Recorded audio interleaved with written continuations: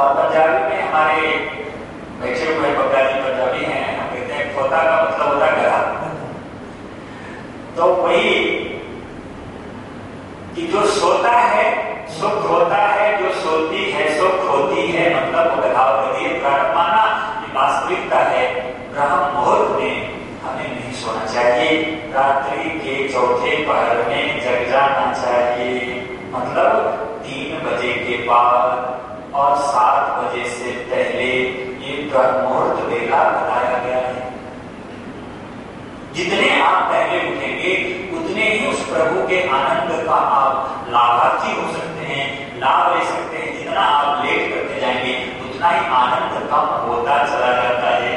इसलिए 3 बजे आप ना उठ सके तो 4 बजे उठ लें, 4 बजे ना उठ सके 5 बजे उठ लें, 5 बजे नहीं तो 6 बजे तो उठ ही जाना चाहिए। लेकिन कोई व्यक्ति 8 बजे तक सोता रहे, उससे बड़ा दुर्भाग्य और क्या हो सकता है।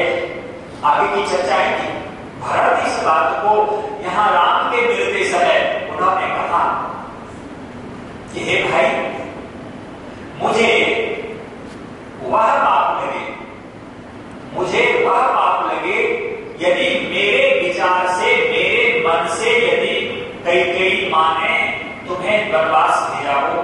ये चर्चा के भरत की बात में यहां जोड़ना चाहूंगा।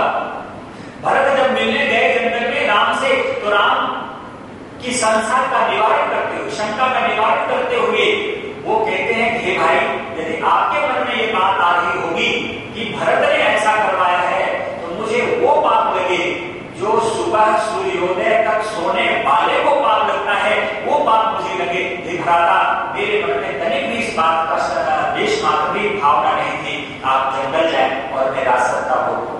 ये बहुत बड़ी बात है कि ब्रह्म मुहूर्त में यदि सोता है वो सबसे बड़ा अभागा मनुष्य है, उससे बड़ा अभागा और दुनिया में कोई नहीं हो सकता।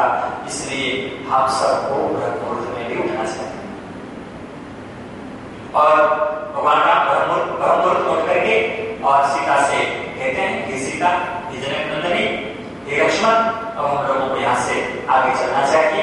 जमुना जी में जाकर के दिन स्नान करते हैं और स्नान करके संध्या वंदना करते हैं, ध्यान करते हैं और ध्यान करने के बाद और फिर वहां से आगे बढ़ते हैं। आगे बढ़ते हुए जब कुछ दूरी पर गया तो बहुत ही सुंदर पर्वत का शिखर दिखाई दिया और उस पर्वत पर बहुत सारे सुंदर सुंदर पक्षियां कलरव कर रहे थे। तरह तरह के फूल, तरह तरह के फल से आच्छादित वो पर्वत शिखर को देख करके, उस स्थान को देख करके राम परिहर्षित हुए, आह्लादित हुए। कहते हैं कि लक्ष्मण, ये सुंदर दृश्य दिख रहा है, लगता है कि यही चित्रकूट है। दोनों भाई आपस में वार्तालाप करते हुए आगे बढ़ रहे और थोड़ी दूर में बातचीत करते करते वो चित्रकूट का पर्वत दिखाई दिया, जहां ऋषि मुनियों से वो सेवित, जहां ऋषि मुनि तपस्या करते थे। थोड़ी दूर में एक कुटिया दिखाई दी और उस कुटिया में महर्षि वाल्मीकि विराजमान थे, जिन्होंने रामायण लिखा। कहते हैं राम की भेंट वाल्मीकि ऋषि से होती है और उस चित्रकूट के घाट पर जब वाल्मीकि ऋषि अपनी कुटिया में बैठे हुए थे और राम और लक्ष्मण और सीता जब वहां उपस्थित हुए, प्रणाम करके, नमन करते हुए, नमस्ते करते हुए ऋषि के चरणों में अपना परिचय देता है। कहता है, ऋषिवर, मैं दशरथ का पुत्र राम हूं, ये मेरे भाई लक्ष्मण हैं, ये जानकी जनक नंदनी मेरी पत्नी, मेरी भार्या है।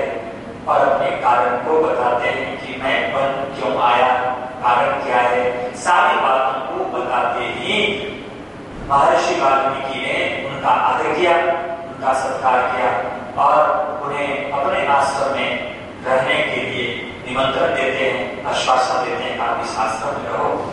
राम कहते हैं कि हे ईश्वर, मुझे इस आश्रम को देख करके, इस जगह को देख करके मेरी हार्दिक इच्छा है कि मैं यहाँ वास करूं, यहाँ मैं अपना निवास करूं, यहीं पर जीवन बिताऊं 14 वर्ष। और लक्ष्मण से आदेश देते हैं, लक्ष्मण से कहते हैं कि लक्ष्मण, तू जंगलों से लकड़ी काट करके ले आओ और पर्णकुटी बगल में तैयार कर लो, ऐसे सुंदर जगह पर ऐसे घर बनाओ जहां हम लोग सुख से रह सकें। आदेश देते ही लक्ष्मण चल पड़े और जंगलों से लकड़ियों को इकट्ठा करके, पत्तों को इकट्ठा करके कुटिया तैयार करते और तैयार हो जाता